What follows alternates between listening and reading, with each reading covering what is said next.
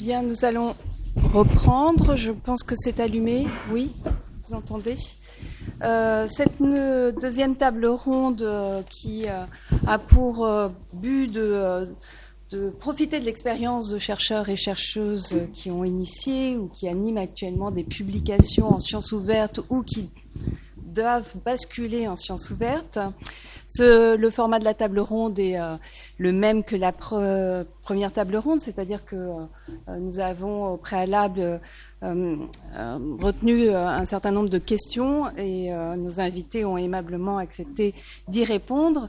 Je vais tout d'abord les présenter. Pierre Brunet, qui est à ma droite, professeur de droit public à l'Université de Paris 1, Panthéon-Sorbonne. Alors nous nous croisons cette année, régulièrement, on pourrait, ça y est, au bout de 2, on peut dire que c'est régulier, et c'est pas tout à fait la raison et pas tout à fait étrangère au sujet de notre table ronde, puisque pendant la pandémie, eh bien, comme beaucoup d'entre vous, j'imagine, je me suis nourrie de ce qu'il y avait en ligne, et c'est à cette occasion que j'ai découvert les travaux de Pierre Brunet. Voilà, et je dois le dire, ça sert à quelque chose. Pierre Brunet est rédacteur en chef de la revue Droit et Société. C'est une revue qui a été créée en 1985, pas par vous, et qui, parce qu'il y a coporté par le CNRS, en tout cas le CNRS est et vous savez, très ouvert à la science ouverte, on va dire, eh bien, il y a là une incitation, voire une injonction à basculer en science ouverte. Nous devions recevoir Guido Castelnuovo, qui malheureusement ne peut pas être parmi nous, mais je tenais tout de même à le présenter. Il est directeur des éditions universitaires d'Avignon, dont les collections ont été rendues disponibles progressivement sur Open Edition à partir de 2019 et 2020, et qui s'oriente actuellement vers une double publication simultanée, on en a parlé tout à l'heure, une publication papier et une publication en Open Edition Books. Donc c'est dommage que nous puissions l'entendre aujourd'hui, mais c'est une discussion que nous aurons sans doute plus tard. Charlotte Collard, doctorante à l'Université de Paris Panthéon-Sorbonne, et Alice Mérard, conservatrice des bibliothèques donc BIU CUJAS, vont nous présenter la Student Law Review, qui est donc une revue créée par des doctorants de l'école doctorale de droit de la Sorbonne. Cette revue réunit les travaux des chercheurs et juristes de Paris 1, mais pas seulement. Xavier Prévost, professeur d'histoire du droit à l'Université de Bordeaux et rédacteur en chef de la revue Clio Athémis, c'est ainsi qu'on le dit, hein, il y a l'arrobas au milieu. Cette revue a été cofondée par la faculté de droit de Grenoble et le CNRS en 2009, et sous un format numérique dès sa création.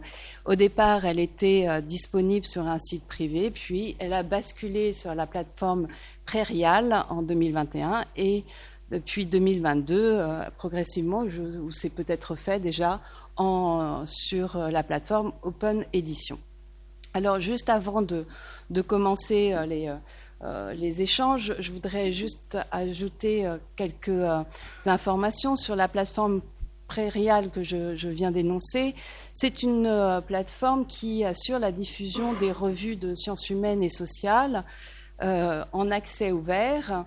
Et ce qui est intéressant, c'est qu'elle est portée par un pôle éditorial composé des universités de Lumière, Lyon 2, Jean Moulin, Lyon 3, et la Maison des sciences de l'homme de Lyon-Saint-Étienne. Donc on voit bien là que les forces ont été regroupées pour proposer une plateforme à l'intention des chercheurs en vue d'une diffusion en sciences ouvertes.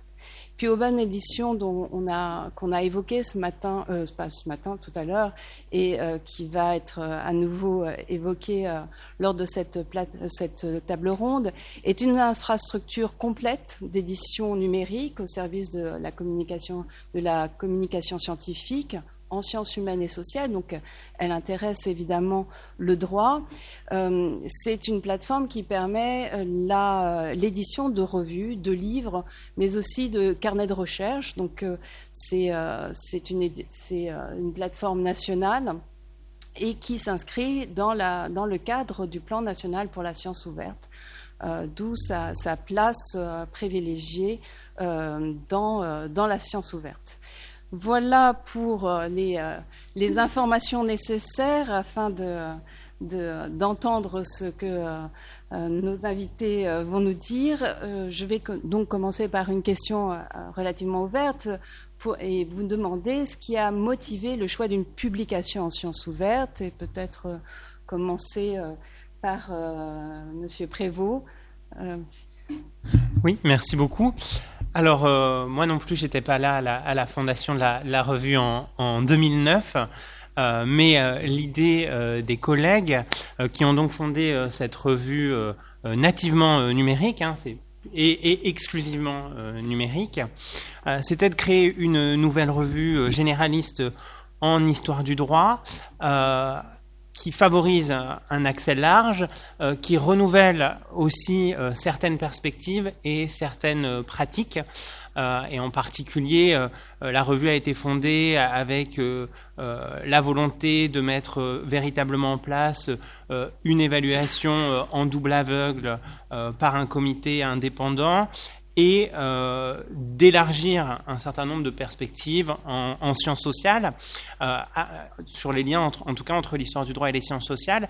Et dans cet ensemble, il est apparu aux fondateurs que la publication nativement numérique était la plus adaptée. C'est quelque chose qui commençait quand même déjà à avoir quelques années d'existence, et qui permettait de donner une visibilité importante à la revue. Un des autres éléments aussi, c'est que le panorama visé par la revue, en tout cas est un domaine géographique large, puisque c'est une revue qui est quand même internationale. Alors il faut dire que l'histoire du droit et ce qu'on a dit tout à l'heure aussi est un point de précision important. On dit le droit, mais je pense qu'on a aussi des pratiques très différentes en fonction de nos sous-champs disciplinaires, et notamment au sein de l'histoire du droit, qui est en réalité une discipline qui est très internationalisée depuis toujours, et aussi à cheval entre différentes sciences humaines et sociales. Et donc, à la fois le modèle des autres SHS était sans doute déjà plus prégnant chez les historiens du droit au moment de la fondation, et aussi le caractère assez international du comité scientifique faisait que les fondateurs ont pu bénéficier des retours d'expérience de l'étranger, où la science ouverte était peut-être déjà plus avancée. Donc voilà globalement, pour le dire très schématiquement, ce qui a motivé le choix d'une publication en sciences ouvertes. Les éléments financiers aussi, mais je pense qu'on les abordera plus tard. Ça coûte en réalité très peu cher de fonder une revue nativement numérique, en tout cas dans sa version de base, puisqu'on va voir aussi ensuite que le développement d'une revue avec les exigences en particulier de la science ouverte Diamant a un certain nombre de coûts qu'il faut ensuite pouvoir supporter.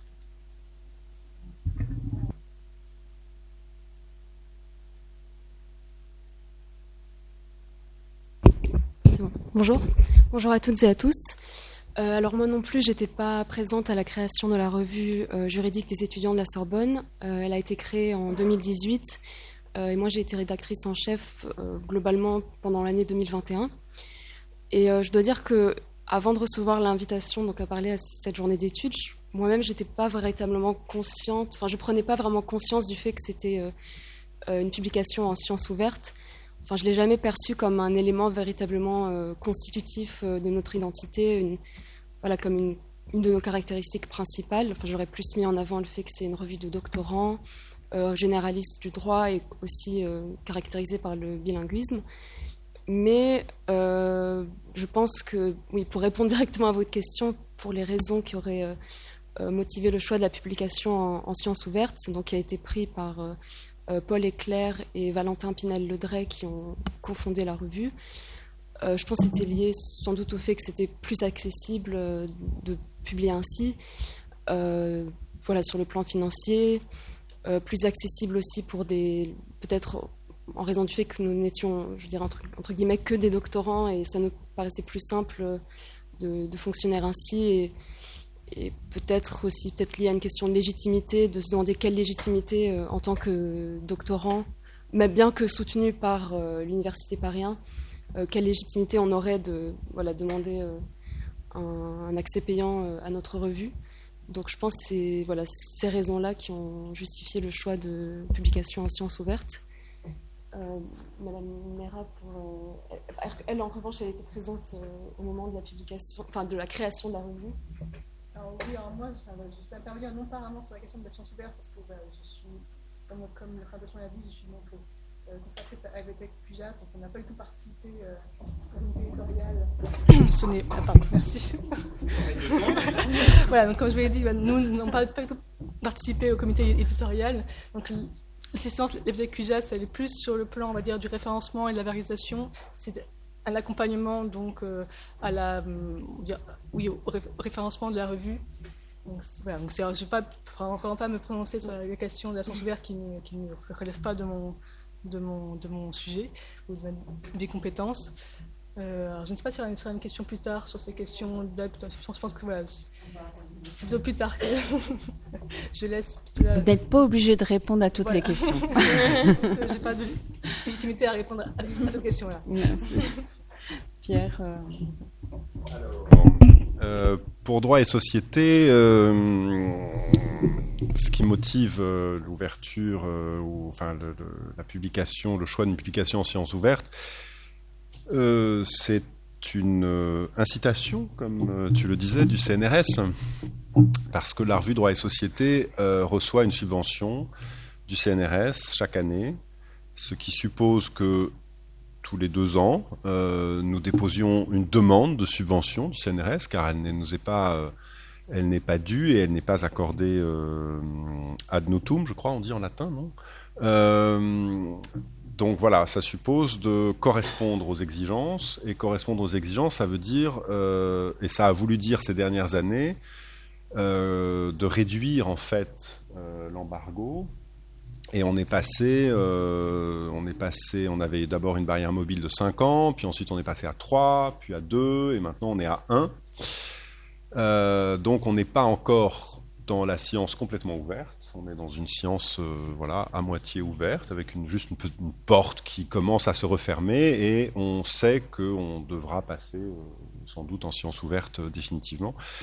Donc, et par ailleurs, on a tout un historique assez important de la revue qui est disponible sur Percé en sciences ouvertes.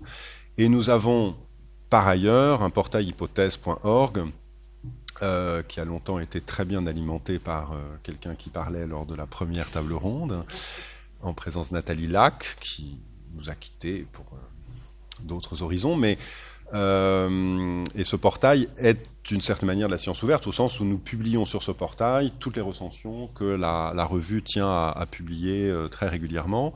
Alors je ne sais pas si le Conseil d'État, qui maintenant se mêle de savoir ce qui est de la recherche et ce qui n'est pas de la recherche, accepterait d'admettre que les recensions publiées par une revue comme Droit et Société sont de la recherche, mais nous considérons que c'est un outil pour les chercheurs, et c'est la raison pour laquelle nous faisons ces recensions, nous faisons faire ces recensions, ce qui n'est pas toujours facile. Mais voilà, donc on a la première motivation, pour résumer mon propos, la première motivation en sciences ouvertes, c'est effectivement, comme cela a été dit auparavant, de faire connaître des travaux. Et Droit et Société fait partie de ces revues qui comme d'autres, notamment en histoire, il y a beaucoup de revues d'histoire qui accordent beaucoup d'importance aux recensions, parce qu'il nous semble que c'est comme ça qu'on fait circuler le savoir. Et je sais bien que la France est un pays extrêmement accueillant et ouvert sur l'international, mais il y a énormément de travaux étrangers qui ne sont jamais traduits et qui sont même très peu connus. En dépit de l'énorme travail que fait Univ Droit, beaucoup de travaux de juristes, non pas seulement anglophones, mais italophones, lusophones, germanophones et autres phones. Beaucoup de travaux sont très peu connus, où je trouve que l'information circule mal, et droit et société se voudrait être un peu comme ça. Donc ça, c'est pour nous essentiel qu'il y ait un portail ouvert avec des recensions régulières et une diffusion d'informations. Et puis donc la deuxième raison, c'est de correspondre au canon de droit du CNRS. La réserve la raison pour laquelle nous n'avons pas basculé si vite en sciences ouvertes est une sorte de revers de la médaille dont parlait Xavier, c'est que Droit et Société est une revue publiée par l'Extinso. Et donc, nous avons besoin de négocier avec notre éditeur le passage à un accès direct. Et cette négociation n'est pas difficile, mais l'éditeur a conscience que quand même, c'est pas tout à fait la même chose pour lui que d'avoir une barrière mobile ou non. Et puis, il y a un autre petit aspect, c'est que Droit et Société est en ligne sur Cairn, et non pas sur Open Edition. Je reparlerai plus tard de l'alternative Open Edition et Cairn. Et Cairn propose les articles de Droit et Société de l'année avec un tarif assez modeste. Et ça nous permet de gagner un petit peu d'argent. Et je sais bien que l'argent c'est mal, mais ça peut aider quand même une revue de temps en temps. Voilà, donc le fait de gagner un petit peu d'argent par Cairn nous permet de, justement, parfois, d'acquérir des ouvrages qui nous permettent de faire des recensions lorsque nous n'avons pas de service de presse, ce qui arrive. Voilà. Est-ce que je peux juste ajouter un petit élément sur les motivations aussi? Il y a l'idée d'indépendance, parce que par rapport à ce que vient de dire Pierre Brunet, qui était aussi qui est aussi un élément très fort dans la fondation de la revue, et donc le fait de s'auto-éditer, parce que la revue ne dépendait à l'origine d'aucune institution. La revue, elle est éditée par une association qui est constituée par les membres du comité de rédaction. Et donc on ne dépend pas d'un éditeur, on ne dépend même pas de nos institutions. Alors ça change un tout petit peu. Oui, alors on dépend du site potentiellement. Là, ça change un tout petit peu, mais il y a une très très grande liberté par rapport au choix d'un éditeur privé, et notamment des contraintes éditoriales qu'il peut imposer et ou financières. Oui, on voit dans les projets. D'ailleurs, c'était sur un site privé au départ, donc votre revue, donc ça montre la recherche d'indépendance. Et ce que j'entends, c'est beaucoup l'accès. C'est d'abord l'accès avant la science ouverte. Or, la science ouverte, c'est pas que l'accès. Hein, il y a une volonté aussi de recenser ce qui existe. Et donc, ce qu'on constate aussi, c'est que le mouvement de la science ouverte, il est porté depuis peu par les institutions, et que vos revues basculent depuis peu finalement vers ce qu'on appelle la science ouverte et pas simplement l'accès en ligne. Et qu'est-ce que ça change, et finalement quelle aide avez-vous besoin pour faire ce basculement, puisque vous avez développé un modèle économique en dehors de cela, et là vous passez sur d'autres plateformes, d'autres contraintes. Xavier, tu veux répondre peut-être d'abord? Mais je peux. Soyons juristes jusqu'au bout, allez, parallélisme des formes, des procédures. Alors, ce qui s'est passé pour la revue, donc on était sur un site privé, effectivement, et donc c'était pas de la vraie science ouverte complètement, et on a rencontré au fur et à mesure du développement de la revue un certain nombre de problèmes d'hébergement. Et puis en particulier parce qu'il faut acheter de la place, du stockage supplémentaire, donc ça coûte un peu d'argent. C'était un des points le seul véritable point financier, quoique. Et ensuite on a constaté aussi que ce modèle nous éloignait du mouvement véritablement de la science ouverte, et donc que pour bénéficier véritablement des avantages de la science ouverte, il fallait basculer vers un autre modèle. Et donc à ce moment-là, notre choix s'est porté vers une candidature pour intégrer Open Edition. Et intégrer Open Edition, c'est un processus extrêmement long parce qu'Open Edition est surchargé de demandes. Et puis, c'est un processus rigoureux, il y a une évaluation, etc. Et en plus, pour nous, la grande problématique, c'est qu'on avait un arriéré d'une petite vingtaine de numéros à faire basculer vers Open Edition, donc avec leurs standards d'édition et toutes ces modifications. Et au même moment, on a été contacté par la bibliothèque QJAS et Prairial, qui nouait un partenariat, donc aussi pour dire vraiment d'où je parle aujourd'hui désormais. Je suis membre du conseil scientifique de Prairial, donc je vais en dire du bien, mais parce que ça s'est très bien passé avec Prairial. Et donc, à ce moment-là, Prairial donc, signait une convention avec QJAS pour développer la science ouverte de revues juridiques, puisque le constat avait été fait qu'il y avait très peu de revues juridiques sur Open Edition en particulier. Et donc, pour aider au développement de revues juridiques en sciences ouvertes, eh bien, Prairial a monté ce partenariat. Prairial, c'est une pépinière qui permet d'accéder à terme à Open Edition. Donc, c'est pour ça que ça s'inscrit dans cette chaîne. Et donc, pour nous, ça a été décisif. Et je remercie ici encore une fois Madame Renard de la bibliothèque QJAS, parce que QJAS nous a apporté des moyens humains très importants pour assurer le basculement du site privé vers Prairial. Parce que nous, il y a un ingénieur d'études qui est secrétaire de rédaction de la revue, qui est un ingénieur d'études de l'Université de Lille, qui s'appelle Renaud Limlet, et qui a donc une partie de son temps qui est dévouée au secrétariat de rédaction. Donc, c'est-à-dire qu'il met en forme, qui reprend les articles et ensuite qu'il va les assurer leur codage, pour dire simplement quoi, dans la chaîne Metop, pour qu'ensuite ils puissent être basculés dans Prairial puis Open Edition.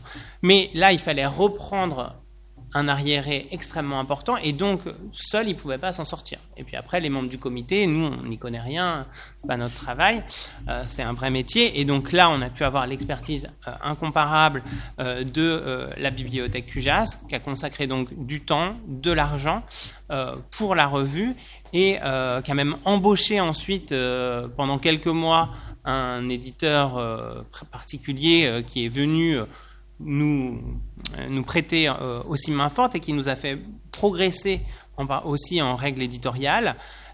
Et donc, c'est de ça dont on avait besoin, hein, de personnes compétentes et de temps, de ressources humaines. Et donc ça a été permis grâce à cette politique des institutions, donc à la fois Prairial et la BU QJAS. Et puis ensuite, donc une fois qu'on a intégré Prairial, très très vite, on a été accepté pour Open Edition, et donc on a pu basculer dans la foulée dans Open Edition. Et là, c'était beaucoup plus simple, hein, puisque les deux sont interopérables, mais encore une fois, on a eu besoin de la BU QJAS et de Prairial dans ce dispositif. Si, Charlotte Collard et Alice. En ce qui concerne la revue juridique des étudiants de la Sorbonne, je sais qu'initialement, la revue était publiée sur le site de l'Université Paris 1. Mais c'est que, alors moi j'étais pas encore là quand le basculement a été fait, mais ensuite, voilà, il y a eu un basculement sur un site internet propre. Donc aujourd'hui, la revue juridique des étudiants de la Sorbonne, elle est publiée sur son propre site internet, qui est en fait son nom anglais.org.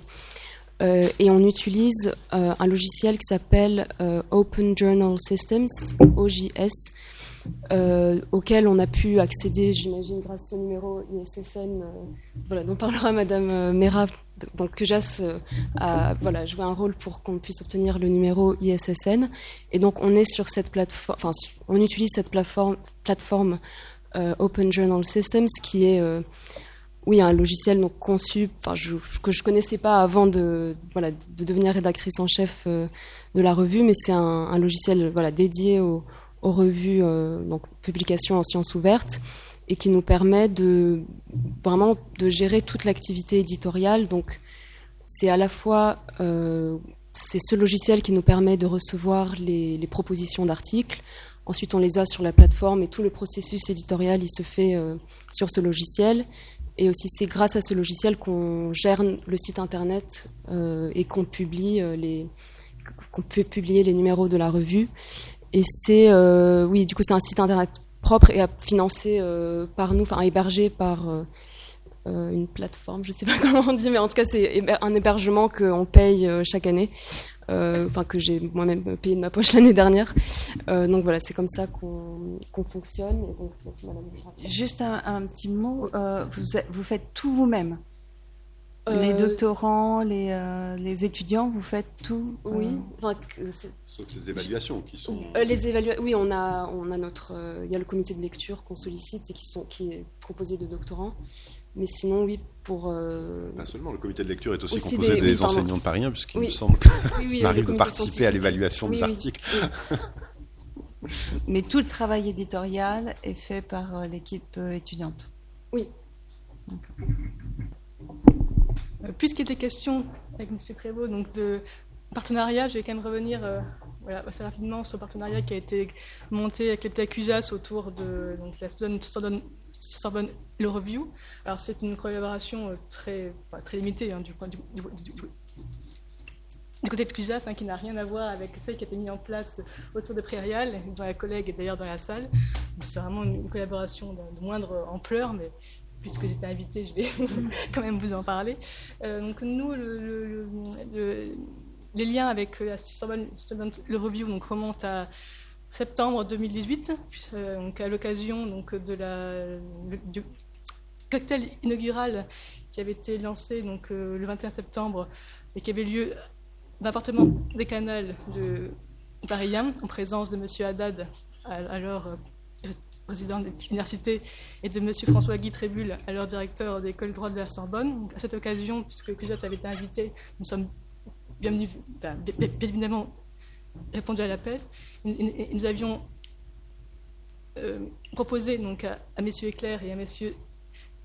Pinel-Ledray, qui était à l'époque rédacteur et secrétaire général de la revue, notre participation, notamment une aide au référencement de la revue dans le SUDOC, puisque visibilité sur les réseaux universitaires, c'est quand même un gage également d'ouverture et de valorisation de la revue. Également une aide pour l'acquisition d'un numéro ISSN, qui est identifiant unique pour les périodiques les publications en série, et qui est fondamental pour ensuite avoir accès à un certain nombre de services. Donc, suite à ce lancement de la revue, nous avons pris contact de manière plus officielle avec messieurs Éclair et Pinel-Ledray. Nous avons procédé au catalogage de la revue dans le SUDOC. Alors, par ailleurs, nous avons demandé un numéro ISSN qui a été... la demande a été accordée très vite, puisque pour les publications électroniques, en général, ISSN France est très rapide. Là, il est vrai que la Sorbonne Student Review est une publication exclusivement en version électronique, et pour autant, nous avons quand même souhaité la localiser sous le RCR virtuel des bibliothèques CUJAS afin qu'elle soit visible dans notre pack, et qu'elle soit visible également dans le SUDOC pour quiconque cherche la localisation de la revue, cherche à savoir où la revue est disponible. Ça lui donne une visibilité plus large. Et nous avons également créé dans notre propre système, propre catalogue, via un réservoir de liens, un accès direct à la ressource, afin que nos lecteurs, les lecteurs qui utilisent le catalogue CUJAS, puissent accéder rapidement à la ressource sur le site que vous mentionnez. Par ailleurs, nous avons également travaillé à accompagner le développement de la revue, puisque suite à la réunion que nous avons eue en novembre avec messieurs Éclair et Pinel-Ledray, nous les avions invités à participer à la table ronde qui a eu lieu lors de la journée réseau Colexpercé du 11 février 2019, qui était notamment, il y avait une table ronde dédiée aux publications en accès ouvert, notamment aux périodiques électroniques. Donc nous avions invité messieurs Éclair et Pinel-Ledray à venir présenter leur expérience un peu sur un mode un petit peu similaire à ce qui se fait aujourd'hui. Donc les questions qui étaient posées étaient les mêmes que celles que vous posiez. Donc voilà, je dirais que nous sommes de la continuité. Et par la suite, nous avons poursuivi l'accompagnement de la revue sur un plan plutôt de valorisation en relayant les événements produits par la revue, notamment une conférence que la revue avait organisée en fin du mois de janvier 2019, et puis en accompagnant les sorties régulières de la revue sur nos réseaux sociaux. Donc voilà, donc c'était juste pour montrer un petit peu une collaboration qui peut être mise en place autour du lancement d'une revue, puisque comme nous relevons de la même tutelle, il semblait utile de promouvoir ce que nos doctorants sont capables de faire, et dont la Student Sorbonne Review était quand même un exemple assez intéressant et assez courageux. Moi, alors, les aides à la publication, pour nous, pour Droit et Société, c'est, disons, c'est un dispositif Cairn. Enfin, l'aide à la publication en sciences ouvertes, c'est le fait comme on est sur Cairn, on profite, si je puis dire, de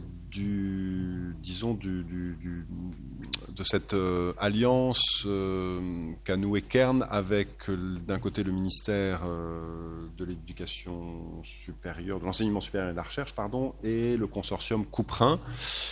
Couperin étant un acronyme pour le Consortium unifié des établissements universitaires et de recherche pour l'accès aux publications numériques, lequel consortium est aussi a accepté de maintenir en fait ses dépenses d'abonnement dans le cadre du groupement de commandes Cairn, et qui est lui-même porté par l'ABES, qui est l'agence... attendez, il faut que je reprenne mes notes, là. C'est l'agence bibliographique d'enseignement supérieur. Voilà, autant d'acronymes que je maîtrise mal. Et en fait, donc... et c'est là où on aborde un peu la fameuse alternative Cairn Open Edition. Quand on est une revue de sciences sociales, on a le choix entre soit aller sur Cairn, soit aller sur Open Edition. Même si, sauf erreur, parenthèse, il me semble que des revues sont sur les deux. Voilà, et nous, on pensait pouvoir aller sur les deux. En fait, on était très très vaniteux, on imaginait que les deux avaient besoin de nous. Et puis, on a donc déposé un dossier sur Open Edition qui nous a dit « Mais non, vous ne pouvez pas. Vous n'êtes pas assez prestigieux. » Je ne sais pas si c'était sa réponse. Mais enfin, bon, on a compris qu'en fait, non, ce n'est pas possible, qu'il y avait comme des erreurs d'aiguillage au départ. Enfin, bon, bref. Donc, il a fallu qu'on choisisse, et on a décidé de rester sur Cairn précisément parce que, entre-temps, ce partenariat avait été noué. Open Edition, c'est totalement public. Cairn, c'est privé. Donc c'est un choix qui était très difficile pour nous qui sommes tellement attachés au service public, mais on est resté sur Cairn pour l'instant, et on souhaite être dans cette phase de Cairn qui a noué ce partenariat avec le ministère et avec Couperin. Ça nous permet de continuer à percevoir quelques revenus. Donc vous avez compris qu'on était extrêmement pingres et très attachés à pouvoir nous enrichir considérablement, mais c'est la théorie du ruissellement qui l'impose, bien sûr. Et donc, peut-être qu'un jour on rémunérera nos auteurs, ce que nous ne faisons pas. Je tiens aussi d'ailleurs à ajouter ce point, c'est que Droit et Société est une revue où vous publiez gratuitement. C'est merveilleux. C'est très ouvert. Il y a une évaluation en double aveugle faite par des gens qui ne sont pas payés pour ça. Des rédacteurs en chef, Laurence Dumoulin et moi-même, qui ne sont pas payés pour ça, et nous ne touchons rien de cet argent colossal que Cairn nous apporte. Et nous ne payons pas nos auteurs, nous payons en fait essentiellement notre secrétaire de rédaction, et nous avons une secrétaire de rédaction absolument magnifique qui fait un travail énorme et qui fait un travail dont je n'imagine pas qu'on puisse arriver à le faire si nous étions indépendant d'un éditeur et du CNRS. Et c'est une angoisse considérable pour nous. Si un jour nous devions perdre notre secrétaire de rédaction, nous serions probablement dans une crise existentielle et métaphysique insurmontable. Donc je n'y pense pas. Et voilà, donc vraiment c'est un enjeu important de porter une revue qui fait ce travail comme Clio Attemis ou d'autres revues. Le travail d'évaluation est un travail très lourd. Le travail il faut trouver des évaluateurs, il faut récupérer les évaluations, il faut parfois modérer un tout petit peu les évaluations, car des gens parfois oublient quelques éléments élémentaires de politesse. Il faut ensuite faire cet aller-retour avec les auteurs, il faut recorriger, il faut éventuellement envisager la mise en ligne de certains documents annexes à l'article. Enfin bref, c'est énormément de travail. Et la science ouverte qui passe par, et là je vais mettre les pieds dans un plat un tout petit peu moins élégant, mais la science ouverte telle que nous y incitent nos tutelles, nos autorités publiques, ça suppose une forme de sacrifice total de la part des gens qui s'occupent des revues. Sacrifice dont je crois qu'ils n'imaginent pas 2 secondes les gens qui sont dans les bureaux et qui pensent la science ouverte dans ce pays. Et moi, je ne sais pas très bien, en tant que rédacteur en chef, je ne sais pas toujours très bien vers quoi on va. Et peut-être qu'on va... Bon, mais j'ai oublié de prendre mes antidépresseurs, mais peut-être qu'on va vers une forme de disparition de certaines revues qui n'arriveront peut-être pas à supporter le coût...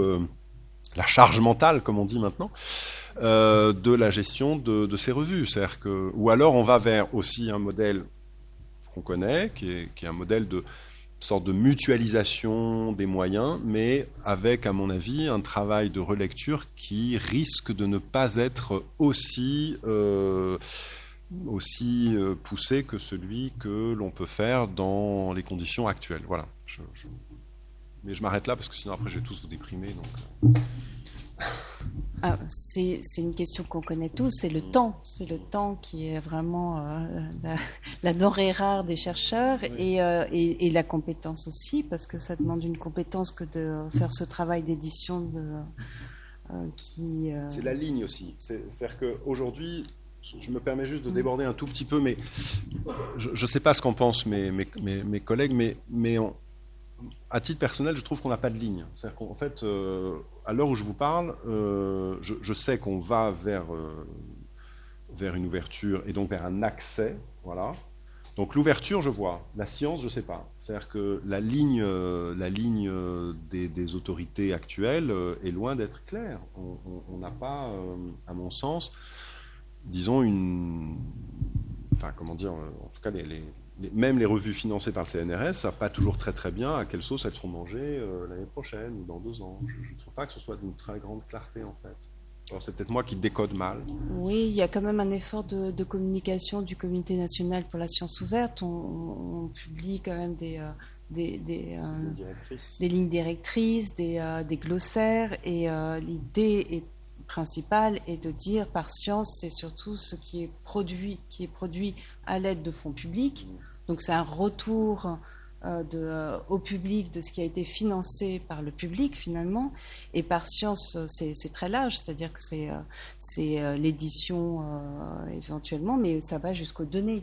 Au logiciel, il y a un collège logiciel aussi, il y a un collège données, il y a un collège publication, donc plutôt publication scientifique. Donc c'est un spectre très large, mais le point commun, c'est le financement de tout cela par des fonds publics.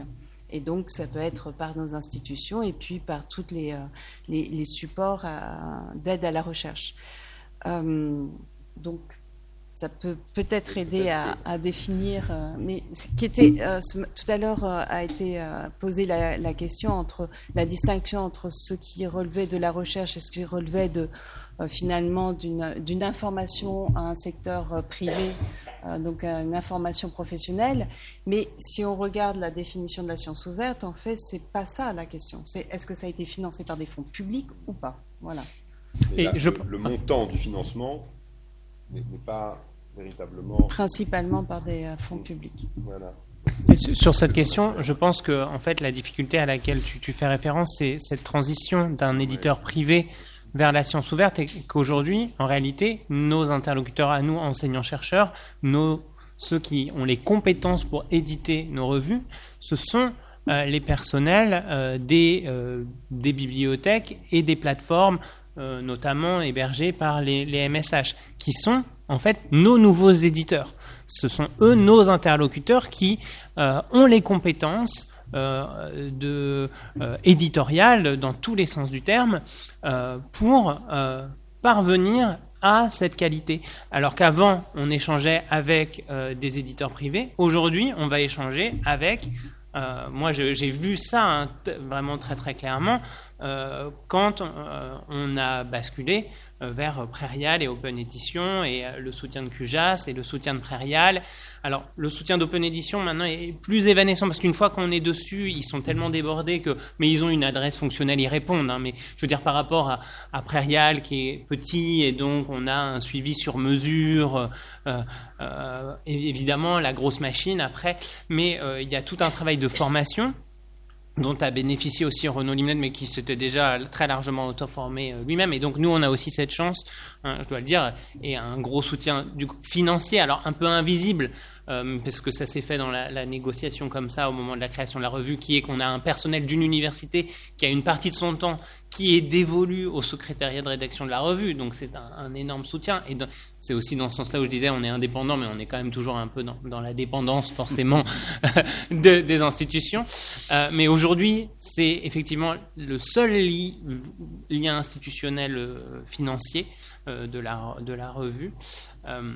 Et vos salaires quand même, parce que vous êtes de la fonction publique oui, et de l'université. Oui, mais je veux dire, après, la revue, c'est pas la nôtre, c'est la revue de l'association Clio et Thémis, donc qui est une personne morale, et ses membres évoluent au fur et à mesure de l'évolution du comité de rédaction. Donc voilà, moi c'est pas ma revue, je suis secrétaire de l'association comme je suis rédacteur en chef de la revue, mais voilà. Et donc je pense que c'est ça aussi la difficulté à laquelle tu fais référence, Pierre, et je pense que cette difficulté elle a aussi une vertu dans l'amélioration quand même de la qualité éditoriale d'un certain nombre de revues. Moi, je le vois par exemple au conseil scientifique de Prairial. Pour que les revues accèdent à Prairial, donc elles sont d'abord évaluées, il y a un certain nombre de critères, et ensuite aussi on accompagne les revues pour les aider dans un processus de mise en place d'une double évaluation à l'aveugle, de quantification du temps que ça doit prendre. Donc il y a des outils qui sont mis à disposition des comités de rédaction aussi pour justement apprendre toutes ces bonnes pratiques de la science ouverte et arriver à terme éventuellement à être une revue en science ouverte diamant. Et puis un des grands avantages, mais c'est dans la suite, donc Oui, je crois qu'on a déjà, vous avez déjà répondu à des éléments que je pensais vous poser plus tard, mais les difficultés que vous avez rencontrées, elles sont de quel ordre pour basculer en sciences ouvertes? Donc la revue juridique des étudiants de la Sorbonne était donc dès le départ en sciences ouvertes. Je dirais donc en tout cas moi personnellement, pendant mon mandat de rédactrice en chef, je dirais que une des principales difficultés, elle était d'ordre financier, parce que, alors c'est vrai qu'on n'a pas des dépenses non plus très importantes, donc étant une revue électronique, mais il y a quand même donc les coûts pour l'hébergement du site internet et éventuellement certaines impressions. Notamment c'est vrai que, en effet, la revue QJAS nous a proposé de déposer nos exemplaires papier, voilà, pour qu'ils puissent être référencés, voilà, dans le catalogue. Et je dois dire que c'est seulement le premier numéro qui est en version papier, malheureusement, aussi, donc dans la bibliothèque QJAS. Et donc, oui, parce que alors c'est vrai qu'on devrait, il me semble qu'en tout cas moi quand j'étais rédactrice en chef, on ne demandait pas de cotisation, parce qu'on est aussi une association loi 1901. Peut-être qu'on devrait plus insister sur la cotisation des membres de l'association, mais ce n'est pas quelque chose qui a été fait récemment. Et par ailleurs, Et j'ai parlé avec la rédactrice en chef actuelle, Anne-Charlotte Cervello, et qui m'a confirmé que le problème était toujours là. Nous ne sommes pas tout à fait éligibles à des financements de la part de l'Université Paris 1, justement parce qu'on est une association loi 1901. Et donc il faudrait alors on pourrait être une association reconnue par l'Université Paris 1, mais ma successeur m'a fait comprendre que ça nécessitait un certain nombre de démarches et d'avance de frais, notamment d'assurance et d'autres frais qui étaient assez importants, et que voilà, l'équipe actuelle a décidé de ne pas avancer. Et l'autre possibilité serait de refonder totalement l'association pour faire partie de Paris 1, enfin plus intégrée à Paris 1, avec voilà certains désavantages peut-être que ça pourrait impliquer en termes d'indépendance. Donc je dirais que oui, la question, même si c'est pas non plus des sommes très très importantes, mais ça reste quand même, comme je disais, c'est moi qui ai avancé, Paul Leclerc a payé l'hébergement du site pendant quelques années. Moi, je l'ai fait l'année dernière, et cette année, c'est sans doute, je sais pas, la rédactrice en chef actuelle qui l'a fait. Donc oui, c'est un problème concret dans le fonctionnement. Et puis oui, la question du temps aussi, le temps que ça prend de gérer diverses choses, et notamment la mise en page. C'est moi qui ai fait personnellement la mise en page du numéro. Bon, c'est aussi formateur d'une certaine manière, mais oui, peut-être on n'est pas encore arrivé à un fonctionnement peut-être très professionnel. Parfois, j'ai l'impression que c'est un peu du bricolage aussi, mais bon, voilà, on se débrouille comme on peut. Rappelez-nous depuis quand existe cette revue ? Septembre 2018, c'était le premier numéro. Et là, je sais que c'est en 2017 que ça a commencé à être discuté. Donc je pense qu'il a fallu bien un an. Je sais qu'il y a des discussions. Comme je disais, c'est un projet soutenu par l'école de droit de la Sorbonne, l'école doctorale de droit de la Sorbonne, qui sont d'ailleurs membres du conseil d'administration. Mais donc, oui, soutenu financièrement aussi ? Justement, pas pour l'instant. C'est ça. Voilà. Très bien, merci.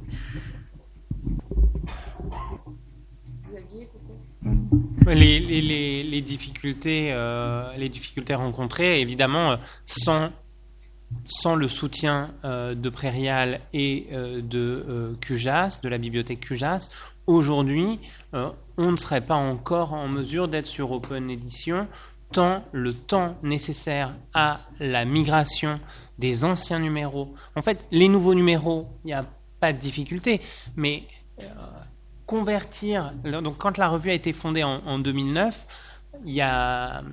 c'était par une équipe. Alors, il y a des membres encore aujourd'hui, mais le rédacteur en chef était différent. Ils n'ont pas conservé les fichiers d'origine, et donc ça posait tout un tas de problèmes. Il a fallu pratiquement reprendre l'intégralité des documents. Donc ça, c'était un temps. Et vous étiez obligé de tout basculer. Oui, l'idée de toute façon, c'était de complètement basculer pour profiter véritablement de l'intérêt de cette migration, qui est assez incroyable, parce que par exemple aujourd'hui, ne serait-ce qu'en termes de catalogage, moi je tape dans le catalogue de mon université et j'ai les articles de Clio et Thémis qui sortent, et les articles de 2009, ce qui n'existait pas avant. Il fallait taper dans Google et ça sortait ou ça sortait pas, puisque c'est un site privé. Aujourd'hui, on a une visibilité incroyable parce qu'on est au DOAJ, dans Mirabel, et tous ces éléments qui permettent de faire remonter nos articles, et donc non seulement c'est accessible, mais c'est beaucoup plus facile de tomber sur nos articles. Donc on a très très bien vu les bénéfices. Il y a des DOI pour tous les articles, donc il fallait vraiment aller jusqu'au bout de la démarche, mais c'était un travail. Je sais pas, Madame Renard, combien de centaines d'heures vous avez consacré à Clio et Thémis, mais et donc comme le dit Pierre, nous c'est déjà pas notre métier, et puis notre temps il est pas non plus extensible. C'est un travail phénoménal là de recevoir les articles, les anonymiser, récupérer les évaluations, animer le comité de rédaction, faire les allers-retours, parce que on refuse des articles pour lesquels on demande de très importantes modifications, donc il faut les réévaluer. C'est un aller-retour C'est un temps de travail très important. Donc si en plus il faut faire le travail de l'éditeur, c'est impossible. J'étais à la journée prairiale qui ressemblait à celle-ci, et alors dans d'autres domaines que le droit, il y a des collègues qui font le travail d'édition véritablement en plus. Je ne sais pas comment ils font pour faire de la recherche et faire leur enseignement et les tâches administratives qu'on a à l'université.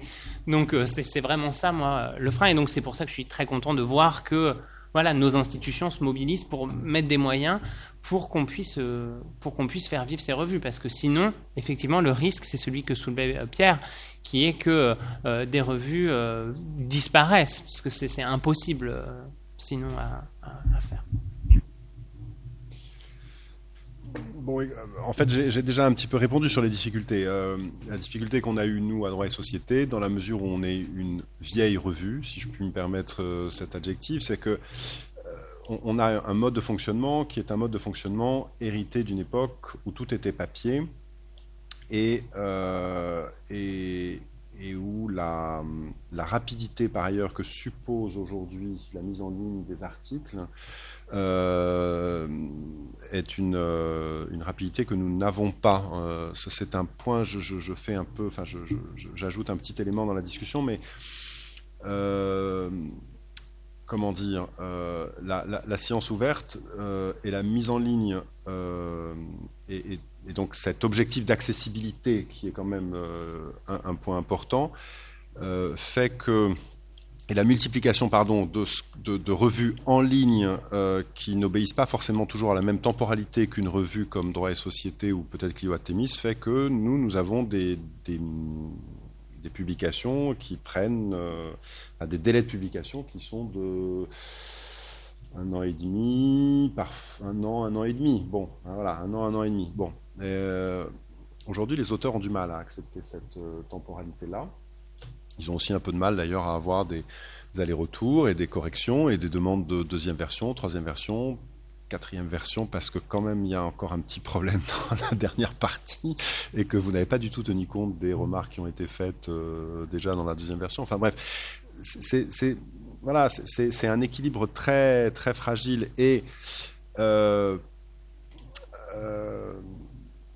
des difficultés que moi je vois que je perçois, disons, que je ne vis pas, mais que je perçois, c'est que il y ait derrière cet objectif de science ouverte et d'accessibilité une forme de raccourcissement du délai de publication qui n'est pas en fait un délai pour faire souffrir les auteurs, c'est un délai de travail et de travail d'amélioration, d'approfondissement et voilà, donc ça c'est un point. Une des difficultés qu'on rencontre quand on choisit de passer en sciences ouvertes, et on le choisit, encore une fois, de manière assez contrainte, on est bien d'accord, c'est de conserver nos pratiques et d'adapter nos pratiques à l'outil tel qu'on nous le présente, et on a le sentiment que c'est pas forcément parfaitement compatible. Je suis pas clair peut-être dans ce que je dis. C'est-à-dire que qu'est-ce qui change ? Qu'est-ce qui change ? Voilà, qu'est-ce qui changerait le calendrier de révision ? Ce qui change, c'est qu'en fait, nous ne passons pour l'instant, par exemple, il y a une question de chaîne d'édition structurée, multi-support, qui est méthode à laquelle a fait allusion Xavier tout à l'heure. La revue Droit et Société, pour l'instant, n'utilise pas cet outil et on fait un énorme travail qui est encore, au fond, un travail un peu à l'ancienne. Et le problème, c'est d'arriver à former quelqu'un à méthode, à changer nos pratiques. Ça suppose du temps, ça suppose de la formation, ça suppose que en fait, la personne, secrétaire de rédaction, qui fait actuellement un énorme travail, qui est un travail très précieux et pour lequel d'ailleurs nous recevons parfois des félicitations de la part des auteurs et autrices que nous publions, ça suppose de prendre du temps sur son temps de travail actuel pour se former, ça suppose d'avoir aussi une autre forme de culture quant à l'outil lui-même. Donc ça, c'est pas forcément simple à négocier et les aides existent, mais enfin elles restent, à mon sens, peut-être insuffisantes, ou elles ne prennent pas en compte l'ampleur que ça suppose. C'est vraiment la grande différence entre une revue créée au départ papier ou sur papier et une revue nativement, en effet, en ligne. C'est pas tout à fait... Voilà, les enjeux sont pas les mêmes. Et le choix de la plateforme a été pour nous une difficulté parce que, je le dis sans aucune acrimonie, mais les plateformes elles-mêmes n'étaient pas, n'ont pas été d'une absolue transparence quant aux conséquences. Et j'ai d'ailleurs bénéficié de l'aide du personnel de QJAS et que j'ai sollicité pour tout simplement m'éclairer, parce qu'en tant que co-rédacteur en chef de cette revue, je n'arrivais pas à me rendre compte des conséquences qui allaient découler du choix de l'une ou l'autre des plateformes. Voilà. Ça, c'est quelque chose que vous avez rencontré, vous Non, parce que nous, on ne s'est pas du tout posé la question, parce que notre modèle, en réalité, correspondait au modèle proposé par Open Edition. Donc, dès le départ, cette question, c'est pas du tout posée. Donc, la réponse était... Et je vous dis, c'est ensuite un concours de circonstances favorables qui a fait que ça s'est fait aussi vite. Mais ça nous a aussi permis, par exemple, dans les difficultés qu'on a rencontrées, ça nous a permis de bien nous remettre au point juridiquement sur l'association, par exemple. Donc voilà, maintenant on a vraiment réactivé l'association. Donc nous, on n'a pas trop de problèmes parce qu'on n'a pas de budget, donc c'est une association sans cotisation, mais c'est encore plus simple à faire fonctionner, mais encore faut-il qu'elle existe, qu'elle soit bien déposée, etc. Donc maintenant, elle est domiciliée chez moi, etc. Bon, bref.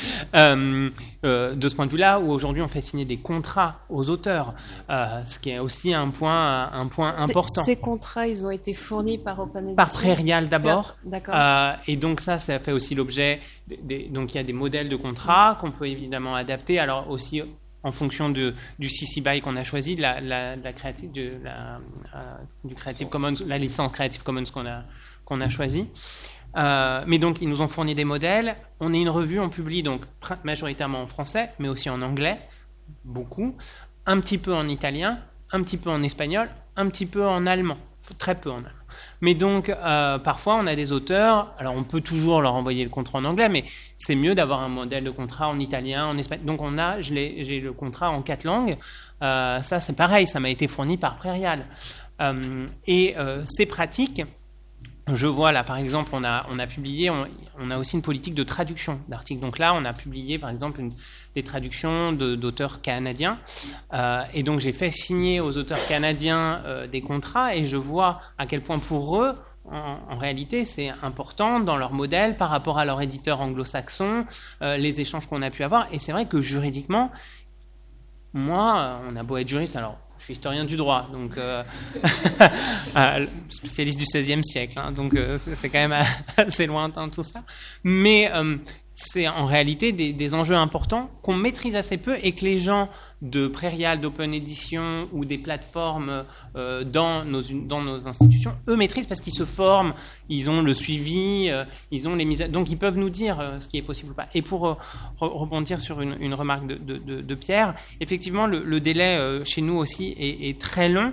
Si je ne m'abuse, il me semble qu'on peut, pour les auteurs qui sont vraiment très très pressés, déposer sur HAL une version en soumission, en précisant bien c'est une version en soumission, parce que nous on n'a pas ce problème en histoire du droit, mais c'est vrai que je pense qu'en droit positif, vous avez sans doute une urgence à publier parfois sur des réformes, un article très rapidement, un revirement de jurisprudence, que sais-je encore. Et c'est vrai que là, les exigences des revues en sciences ouvertes peuvent être un frein à une publication extrêmement rapide, réactive à l'actualité. Donc ça, c'est vrai que je pense que c'est un enjeu, et ça rejoint ce que disait notamment Gilles Dumont sur le fait que, en réalité, je pense qu'il faut qu'il y ait plusieurs modèles et que pour un certain type de publication, c'est sans doute peut-être pas adapté. Voilà, on publie sur un blog ou on publie chez un éditeur privé dans une revue hebdomadaire. Voilà, il y a une complémentarité. Pour rebondir sur ces questions de contrat avec les auteurs, est-ce que QJAS propose aussi des contrats types pour les revues qu'elle accompagne? Est-ce que Kerms dans les contrats pour droit et société, les contrats et l'obligation de faire signer les contrats est venue du CNRS. Et donc les contrats ont été fournis par le CNRS. Il y avait 2 options ou 3 options dans les termes de rédaction. Et donc on est passé nous aussi aux contrats. Et c'est des contrats de sciences ouvertes? Oui, absolument.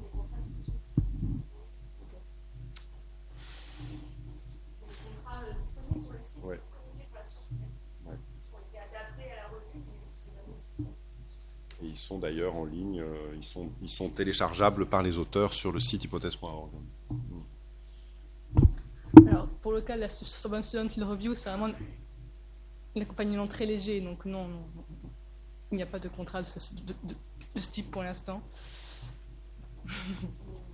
On propose, enfin, on fait pas signer de contrat, en tout cas pour l'instant. En bourse juriste, vous ne faites pas signer de contrat. Ouais, très bien. Mais je sais que c'est une licence Creative Commons. Pardon? C'est la licence Creative Commons pour. Voilà. Mais laquelle? Il y en a 6, c'est plus toutes les variantes. Je saurais pas. Je vous taquine.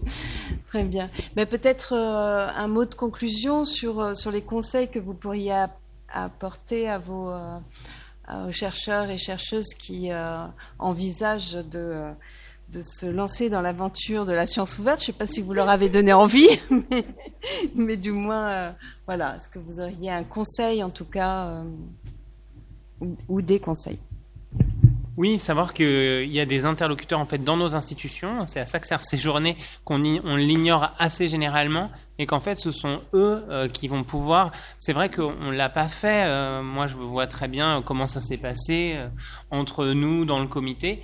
Et c'était a posteriori, et on a eu de la chance. Et je me dis, si j'étais allé frapper avant, tout de suite aux bonnes portes, on aurait gagné encore plus de temps, sachant que ça s'est fait très très vite. Et donc je pense que ça, il faut s'en saisir et qu'on a tout intérêt à collaborer, justement pour bien choisir sur quelle plateforme on va aller, ce qu'on va autoriser, ce qu'on ne va pas autoriser, quelle licence Creative Commons on va choisir ou pas, comment, quel modèle économique, quel rattachement institutionnel. Et toutes ces questions, on les a vaguement quelque part. On se dit, quand on nous le dit, on dit ah oui, mais on n'a pas nous une liste que peuvent avoir les éditeurs en interne. Donc moi, ce serait ça mon conseil principal pour bien préparer en amont et que ça s'improvise pas. Et ça s'improvise pas non plus la création comme ça d'une revue en se disant je vais créer une revue en sciences ouvertes aujourd'hui. Je pense que moi je le vois en tant que membre du conseil scientifique de Prairial. Je pense que justement on prépare une candidature, ça prend du temps, vous l'avez dit, et mieux elle sera préparée en amont, plus ça ira vite pour passer à un vrai modèle de sciences ouvertes.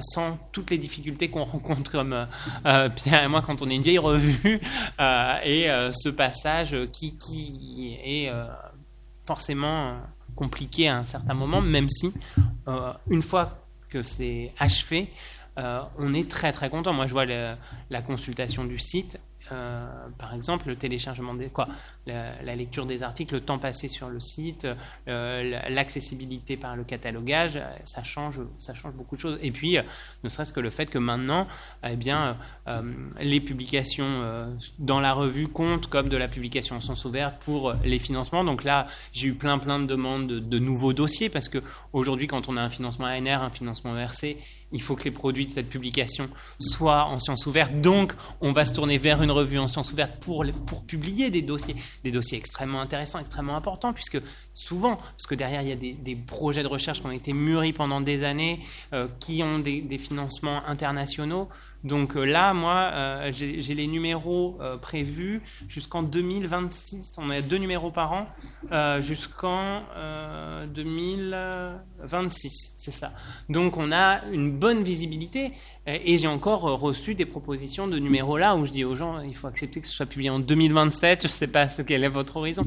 Donc c'est depuis qu'on est sur Open Edition, les propositions affluent véritablement. Donc je pense que c'est un très gros investissement, mais que ça en vaut, ça vaut le coup pour les revues. Je suis d'accord, même si je n'étais pas présente à la création, mais oui, ne pas hésiter à s'adresser aux interlocuteurs, que ce soit à la bibliothèque ou au sein de l'université, puisque être en publication en sciences ouvertes, ça suppose tout un tas de démarches dont on n'a pas forcément connaissance. Et moi, j'ai appris des choses aussi aujourd'hui. Et oui, je ne peux que conseiller la plateforme qu'on utilise, Open Journal Systems. Je trouve qu'elle est je sais qu'il y en a d'autres, je suppose, mais elle est très...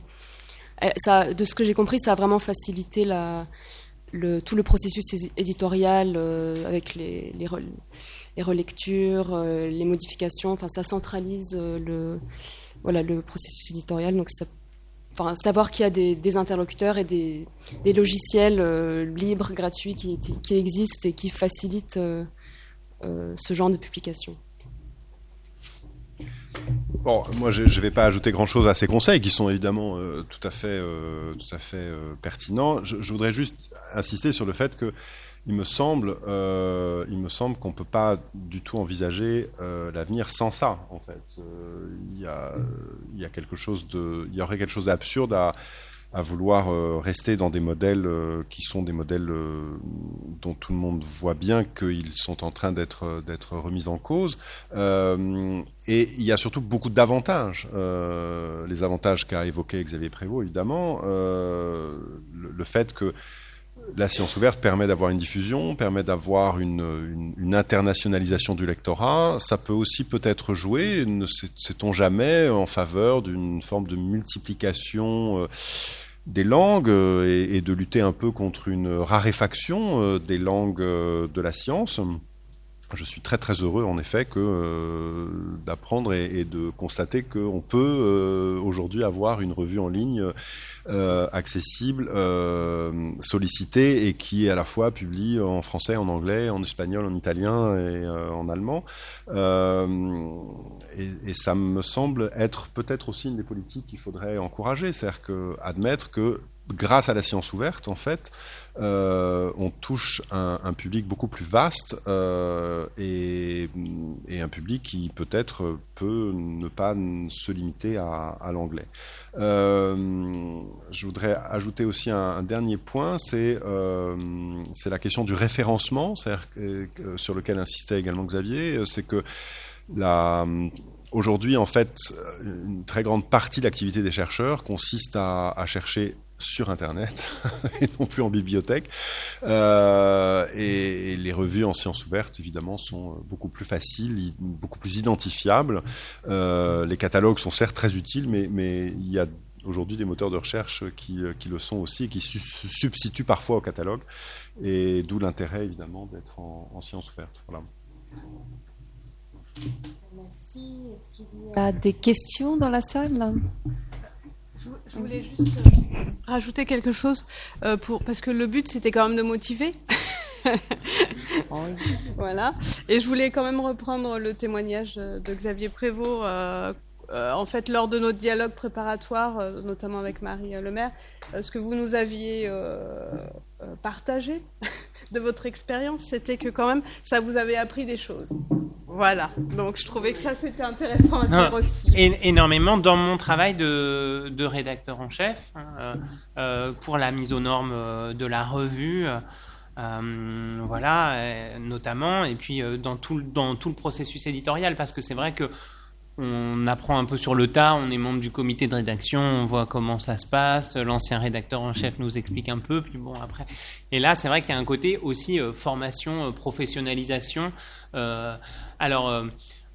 Mais pas du tout, pas lourd administrativement. C'était assez souple et intéressant. Aussi après, c'est parce que ces questions-là m'intéressent aussi personnellement, je dois le dire.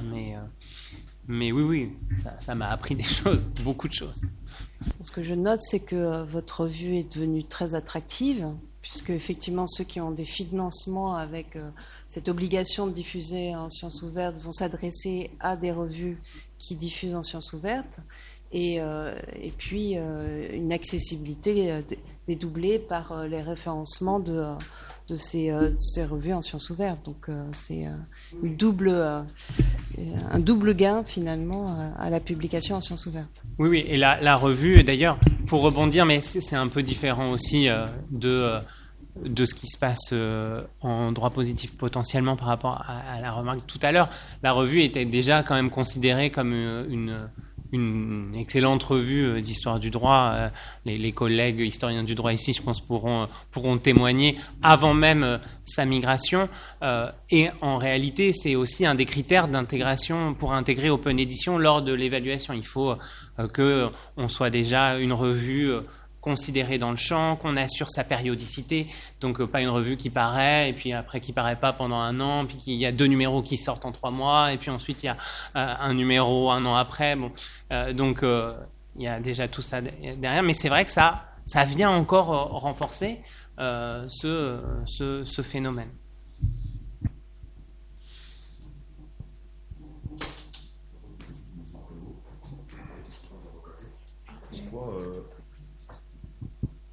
Pourquoi, dans le cadre de vos publications, vous avez choisi d'avoir recours à la Creative Commons et pas une autre licence ?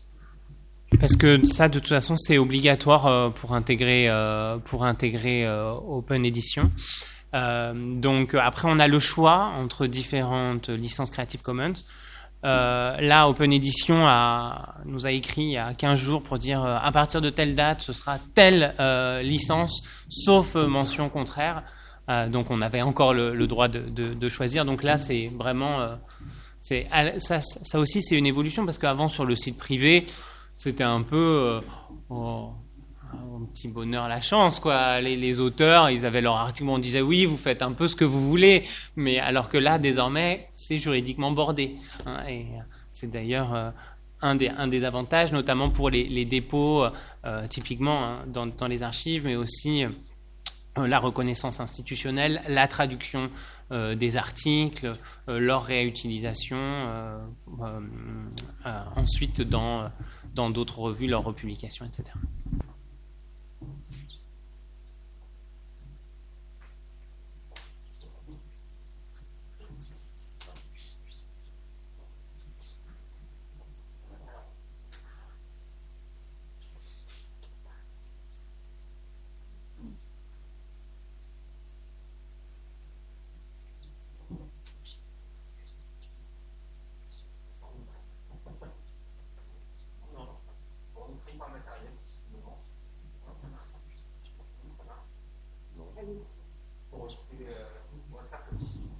Alors, j'avais une question de ressources humaines, en fait, parce qu'on voit que les trois expériences qu'à chaque fois ça implique beaucoup de travail, une compétences professionnelles très différentes et par des gens qui ont d'autres tâches à effectuer. Soit des enseignants, des doctorants, voire des bibliothécaires. Est-ce que vous auriez une estimation, alors c'est un gros mot, de combien d'équivalents temps plein serait nécessaire, en tout cas, on va dire au moins pour assurer on va dire, le service minimum pour avoir une produit viable. Voilà. Combien de personnes se consacreraient vraiment à 100% sur ces ressources, qui sont vraiment nécessaires pour ça.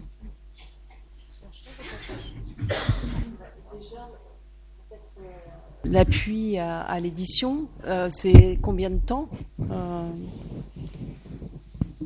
Je sais, moi, que Renaud Limlet à Lille a négocié au moment de la migration une augmentation de du temps de travail concédé à Clio et Tennis par l'université de Lille. Le chiffré, je ne sais pas, je ne saurais pas le dire, sachant que nous on a 2 numéros par an et donc c'est en réalité un travail continu. Quand on a 2 numéros par an, ça ne s'arrête jamais, puisque là le numéro de novembre vient de sortir et donc là c'était la date limite pour la remise des articles qu'on évalue au comité qui a lieu en début d'année. Donc c'est beaucoup de équivalent temps plein. Il est à mi-temps sur la revue, vous savez pas? Il est à mi-temps non, moins.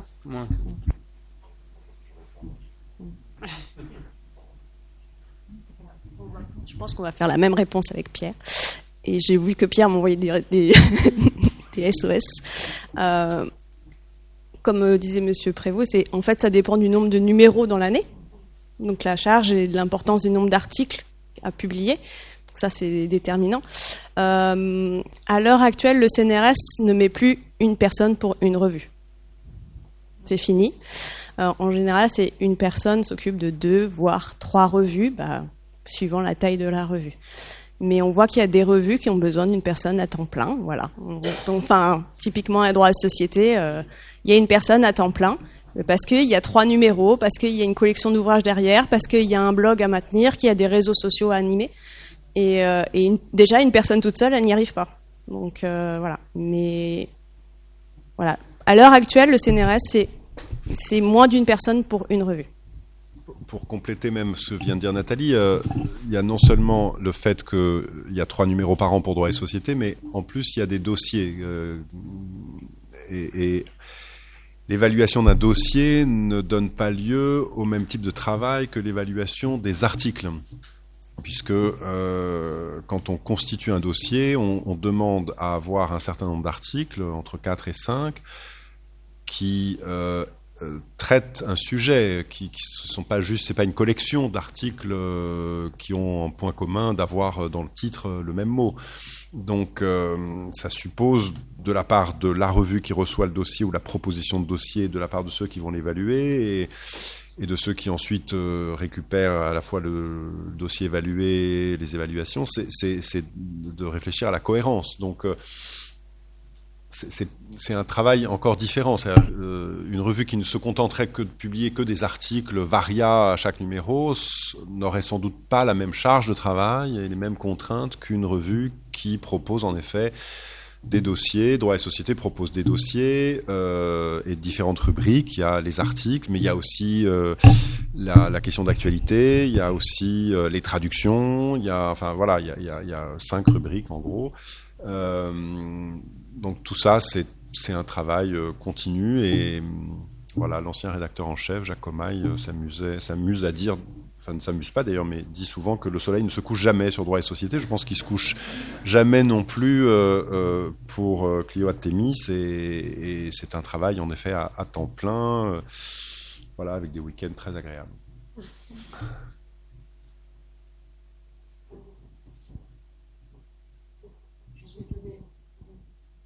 Donner la parole.